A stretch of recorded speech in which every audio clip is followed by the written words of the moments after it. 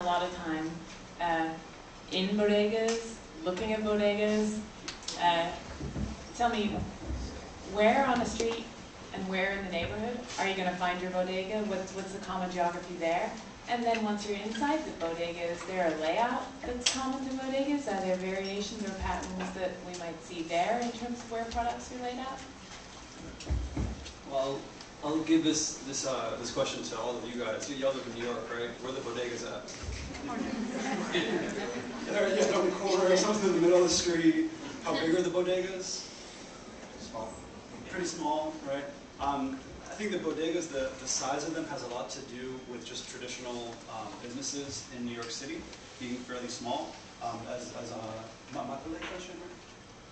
Makalé was mentioning, they're really, really important in terms of the economies of immigrant neighborhoods, and you can often see who owns the bodegas. You see the different waves of immigration.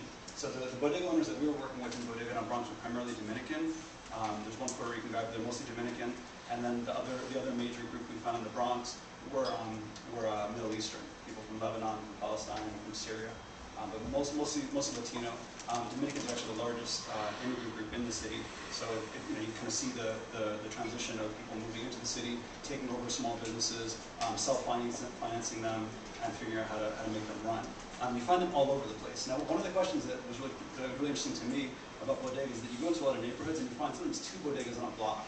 Sometimes you'll find 3 bodegas in 2 blocks. Sometimes you'll have one in the corner, one in the next corner, one in the middle.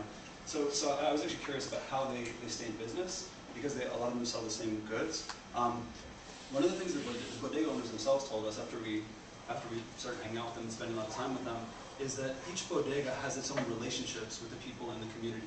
So this bodega on the corner, they might have their main patrons are the school down the street.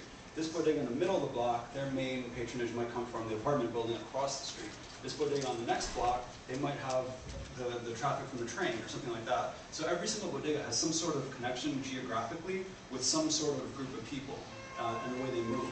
The other thing is that since the bodegas are so tied into immigrant communities and the people who own the bodegas are part of the communities, there's a relationship between these people and the rest of the people who live around them because they're all part of the same community. So I think that's actually a really positive part about the bodegas and one of the reasons why they really stay in business and how you can have so many of them when a lot of the time they sell the same goods.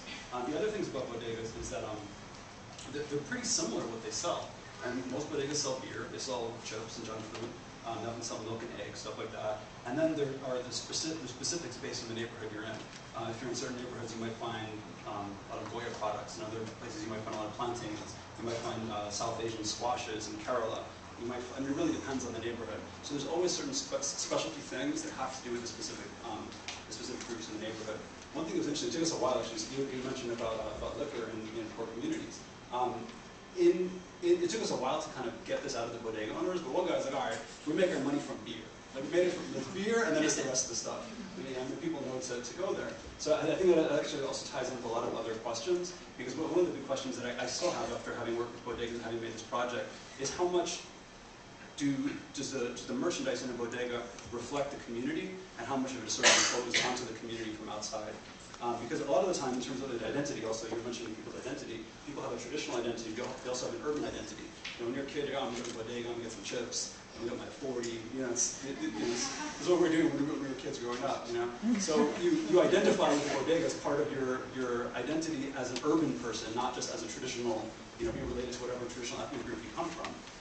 So I think that's a powerful thing. So people obviously relate to the food, and it's part of their identity, part of their landscape, but also and that's part of the reason why it's there. There's also a question about why is this food actually there? Why is there so much beer there? Why is there so much junk food? And I think then if you begin to look at subsidies from the government, if you begin to look at advertising from larger companies, if you begin to look at a lot of other sort of reasons outside of the sort of grassroots community, there become a lot of questions about what is the reason that this stuff's actually in the bodega. I thought I could just kind of leave that as an open question.